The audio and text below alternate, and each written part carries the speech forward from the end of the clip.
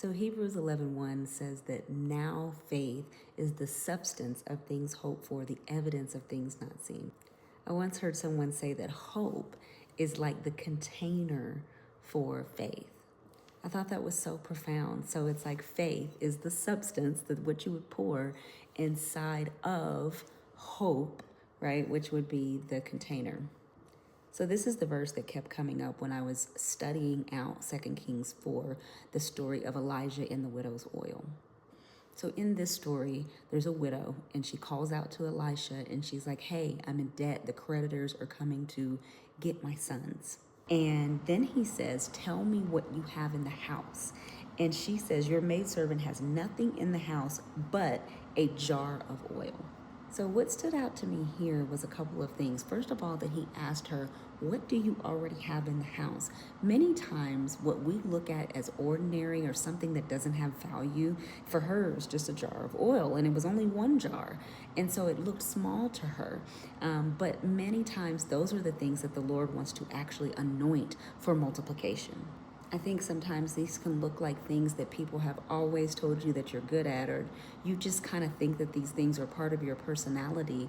But I really feel like the Lord in this season is beckoning us to look at the things that He has deposited down on the inside of us already. What do you already have in your house, right? And He is going to take those things and actually multiply them. Then Elijah tells her to go borrow vessels from her neighbors. So the oil was not multiplied outside of community.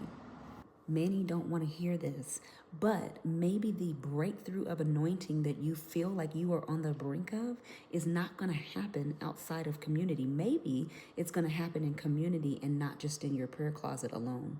There will always be times where the Lord will pull you away, but there will also be times where He specifically places you in community for those gifts that you have to multiply. There are specific times where the Lord will make you have to rely on community in order to carry out purpose. Jeremiah 29:11 tells us that God gives us hope. Well, sometimes He uses people as vessels of hope. And remember that when you borrow something, you become a steward of it. So you must steward this hope, right?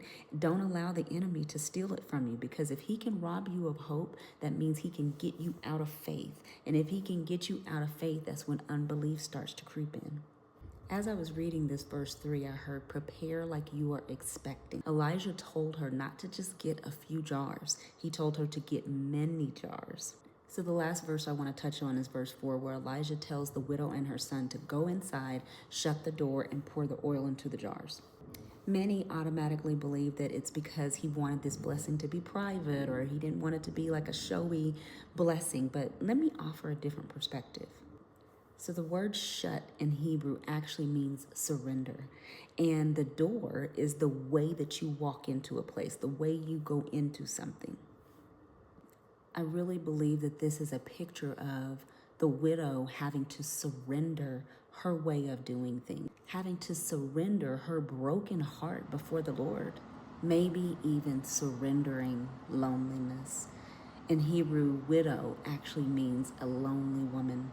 We see that, like even earlier in this story, Elijah has her to use her community to gather vessels of hope, right? And so I believe that part of this miracle was not just about the miracle itself and the multiplication.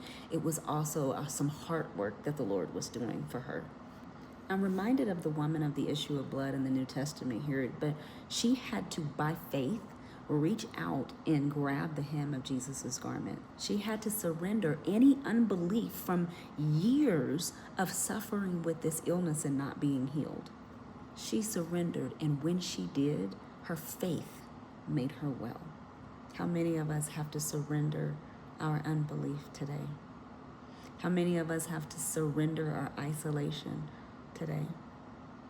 Even though her husband had died and her finances were in shambles, her children were in danger of being taken, she had to surrender all and believe. She had to have faith that the Lord could multiply what she only just had a little of. But without the vessels, this miracle couldn't have happened. We need hope.